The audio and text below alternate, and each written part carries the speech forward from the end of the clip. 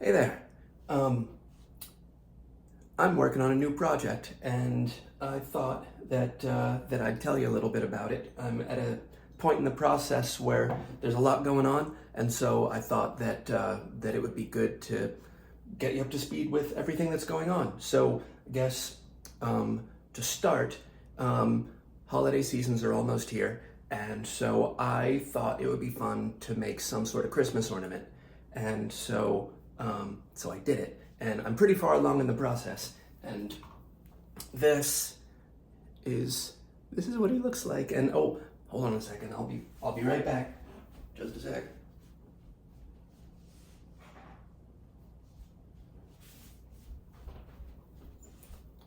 So I got these.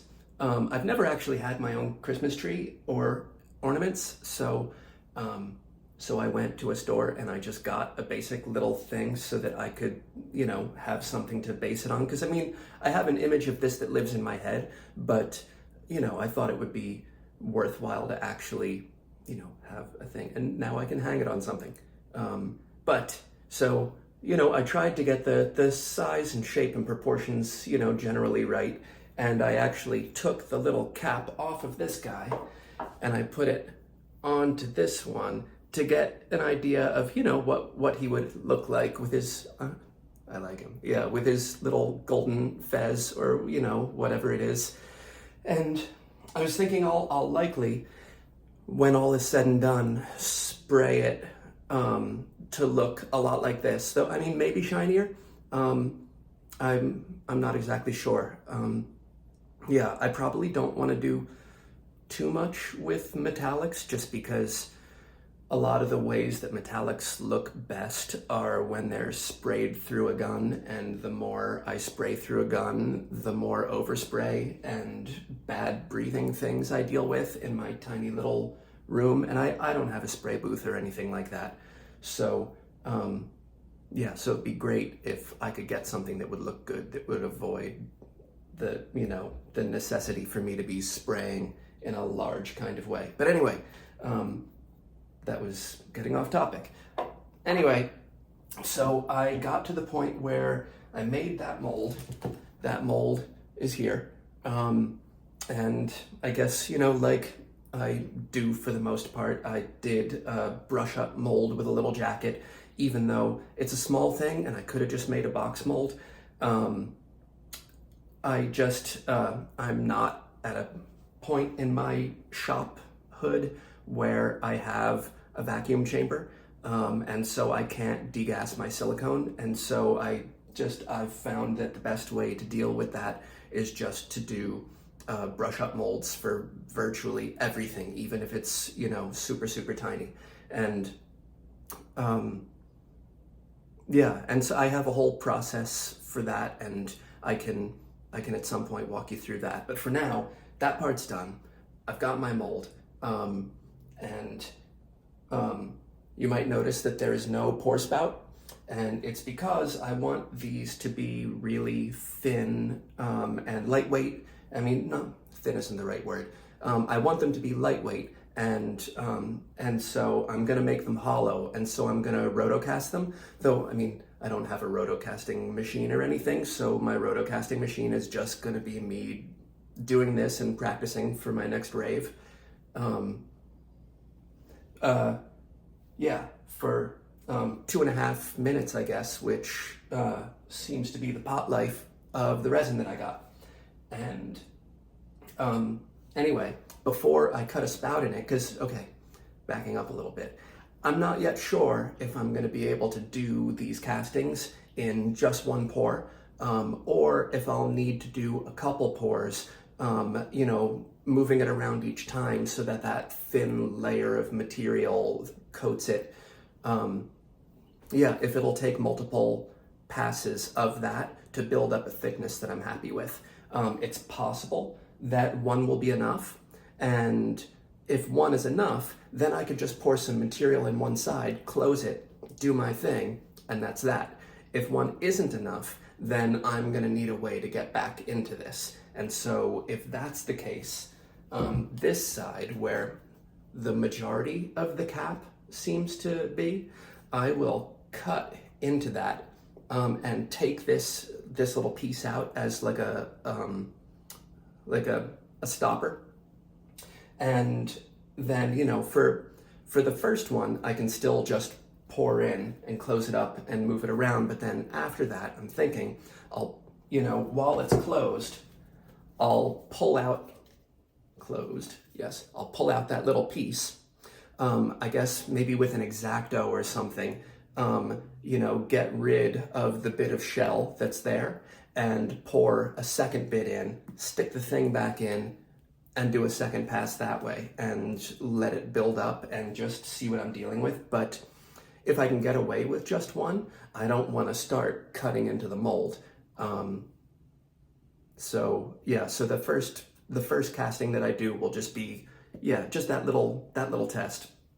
I assume I'll pour it, I'll roto it, I'll let it cure, and then I guess I'll do some strength and stress tests on the casting and just see what it's like. And yeah, assuming that it's good, I'll just keep on going. And, you know, if it crumbles in my hand, then I'll know that I need to do more passes. And yeah, and okay, so here is all the things that I think I'm going to be needing. The resin I'm using is Black Onyx Fast. I wanted to get something that would be black by itself because the resins that cure white, the amount of black pigment that you have to put in to darken it is it's just a ridiculous extra step and a waste of materials. And, you know, because it's white, you have to add so much black before it's anything other than just a pale gray, because white and black are always going to want to make gray. And I do want these to be a dark color so that, you know, if anything were to happen to the paint, well, first of all, I think it'll build up more nicely on a black base. And also, you know, if a scratch gets in it, I don't want to be revealing bright white.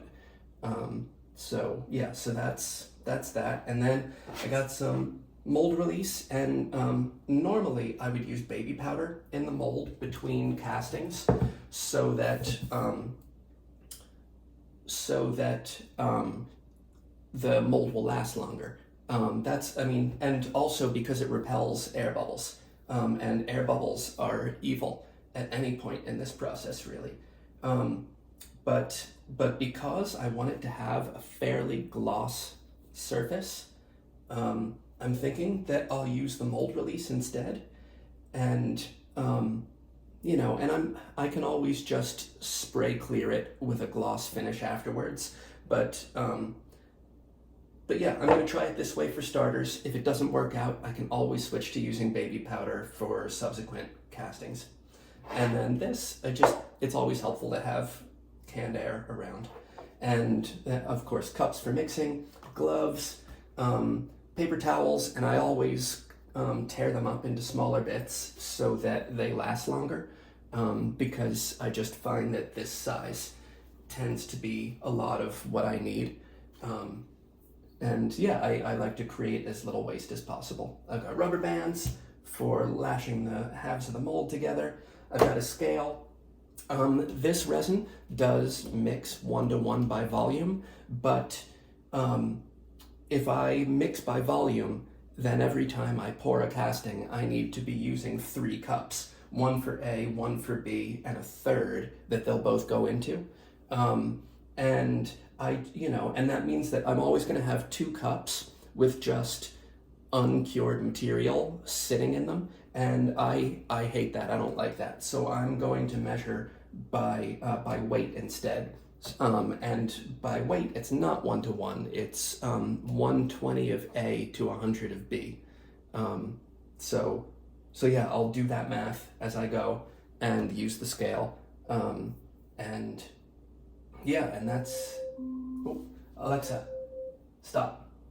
Sorry, I've got some. I hope I didn't just set off all your devices at home. Yeah, but I've got other projects going in the background that have timers on them for when things need to happen, but I'm not going to worry about that just now. Anyway, here's my face. I'm still here.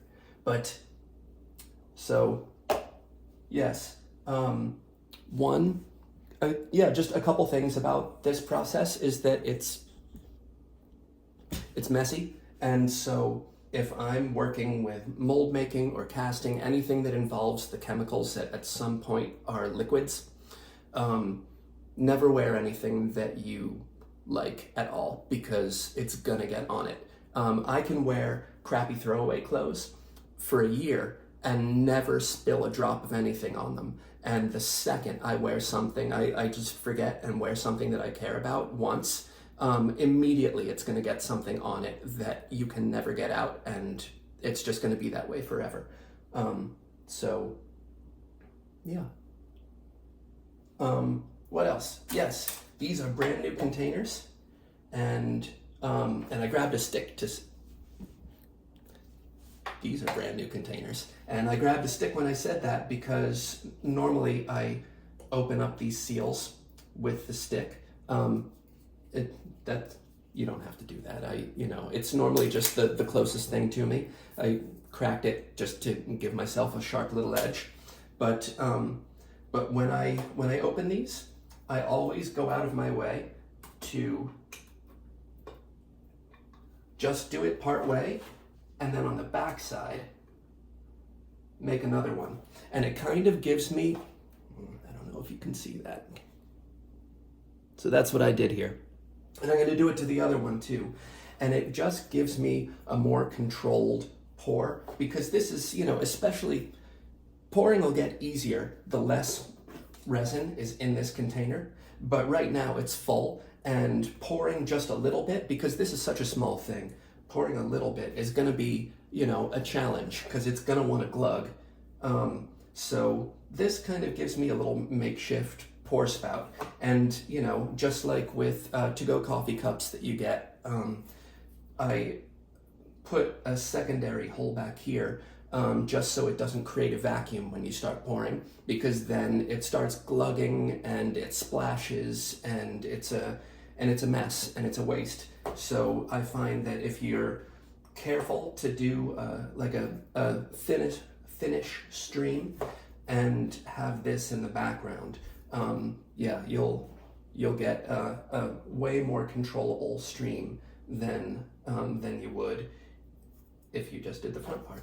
And I guess I'm sure I could say a million more things, but I guess that's it for the moment. And the next thing will be to see how that first casting turns out. And yes, will it crush like tin foil, or will it be wonderful? And whatever the outcome, I'll let you know. All right, talk to you soon. So I just cast the first one. It's all rubber banded up.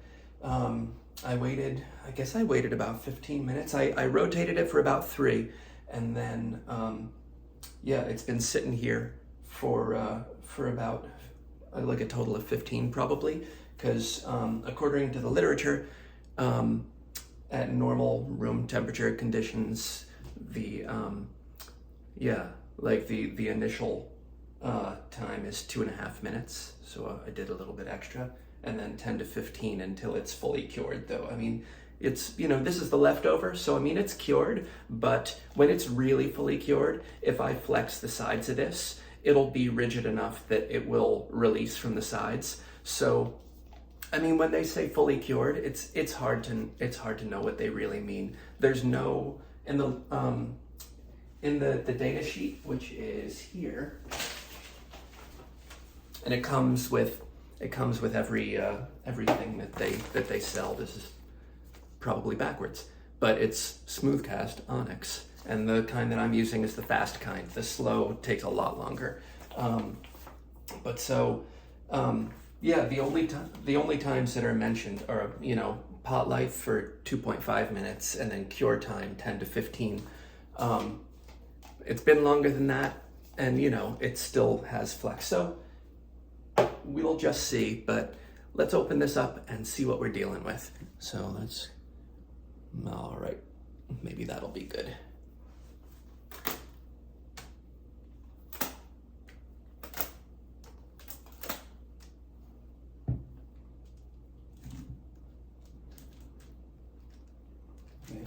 really suctions on there. There we go. Okay, oh, and it's warm. So I'm gonna do the back first. And I guess I'll actually put the front piece back on just to hold it in shape while I pull this off, because if something is gonna deform, I'd rather it be the back than the front, even though this is just a test, so it doesn't really matter. But okay, here we go. So that came off really easily.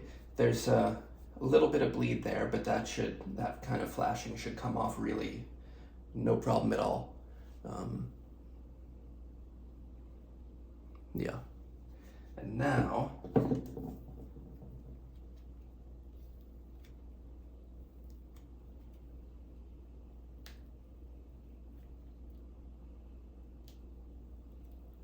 just trying to do this real slow.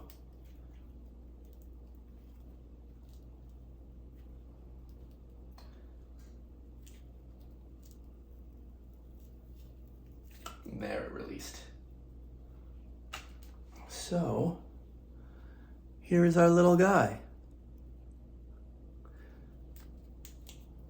So it's real light. Actually, let's see here. It is rolling away. It is 37 grams. So yeah, 37 grams. Which, not surprisingly, should turn out to be the exact amount of resin that I poured in, and why wouldn't it be? Silly of me to need to do that. But anyway, yeah, it feels pretty good. I mean, it doesn't seem like it's gonna be a problem. And you know, I like my idea, which I didn't say this part, I should have. So these caps, I measured them and they're 3/4 of an inch. And I went on like Amazon, and they sell piles of these for a really, affordable amount of money, thankfully. So I'm going to buy a bunch of these, and because this is hollow anyway, I'm basically, you can see on this one, it's just, there's a hole, and then I don't know exactly where it went to, but there's like the loop that sticks out at the top of this has a wire in it that kind of opens up and holds it in place. So I figured I would just measure the diameter of that hole, get a drill bit, drill out the top of this, and set it up the exact same way and use actual caps. Cause why not? That's, yeah, makes it more authentic. But anyway, so yeah, now that I went on that trip and completely lost my thought train. Okay, anyway, yeah, it looks pretty good. I can do some more tests on it. I mean, I can feel there's like a little bit of a spot there that has more flex than the rest of it. But again, it's not fully cured, so it might just be flexing in the same way that this does. And if I let it sit for another hour, or, who knows, maybe another day, which, I'm going to be casting more of them, so it's not like I need to do anything with it right away. Yeah, maybe by that point it'll be really rigid and good to go. So I'm happy with this. Here he is again. Yeah, and once I paint him, yeah, it should be good. And you can see there's the little seam line there. Can you see that? Here. Okay, seam line. Yeah, now it's really visible. But it is pretty minimal, and I should be able to sand that out pretty quickly. And there is a little bloop right there. At one, I think it was the third layer of silicone when I was making the mold, like an idiot. I was moving too fast, and I was brushing in the silicone with a chip brush, and the part of the chip brush, where's the chip brush? Chip brush. Okay, so basically, as I was brushing the material in, this little part of metal scratched the two layers of silicone that I had already put on, and I thought to myself, oh no, I hope that'll be okay. And unfortunately, when I did that, I didn't realize it, but I cut into the sculpture itself. And so when I opened up the mold, some of it went in, some of it went out, and so I went in with a pair of nail clippers, and I fixed it so that in the castings, it would all be sticking out rather than gouging in, because if it's sticking out, I can just sand it down, but if it's gouging in, then I have to fill it. And that is a more laborious process, especially when I'm casting in black, because because all of the materials that I would use to fill this, the ones that I personally have right now, none of them are black. And I wouldn't want to patch this with anything that wouldn't match. I mean, I could, but then I'd have to, I'm gonna prime it anyway, but like the whole point of what I'm doing is to, to try to make it so that it's black everywhere, so that if a scratch happens, not exposing white, which, I already said that, but repeating myself. But anyway, that's the deal with this. And once I clean it up, because I mean, I could do some tests where I like throw it against the floor or like drop it off the balcony and but I mean, it's gonna be an ornament hanging on a tree, and like people are pretty used to that being delicate anyway. I mean, I want it to get through shipping, and I do feel like that's gonna get through shipping. So yeah, I'm pretty pleased with this first little casting, and we'll see what happens from there. And see, I'm glad I didn't jump the gun and cut into the mold, because it looks like I'm not going to need to. So hooray! Hi again. So I drilled the hole in the top of the ornament, and here it is. So I just pulled this out of the red one and popped it in there, and because it's hollow cast, it works just like a real one, and so this should be perfect. Yay! And also I did a second one, and I realized that the first one that I did, I forgot to spray in the mold release. So on the second one, I did spray in the mold release, and I mean, you can see a little difference in the shine, but like, really, that's just because this has mold release on it now, and I'm gonna have to rub this down with degreaser before I can paint it, because I mean, now there's a layer of wax on it, and that will repel any kind of paint that I try to put on here. Though, the resin itself has oil in it, and the silicone in the mold has oil in it, and so I'd have to use the degreaser anyway. But yeah, so it worked out great. The third one, I might do the baby powder in that and just see if it yields any kind of different result, just to be on the safe side. But yeah, two successes in a row. So we're doing great. Yeah, hooray. All right, third casting.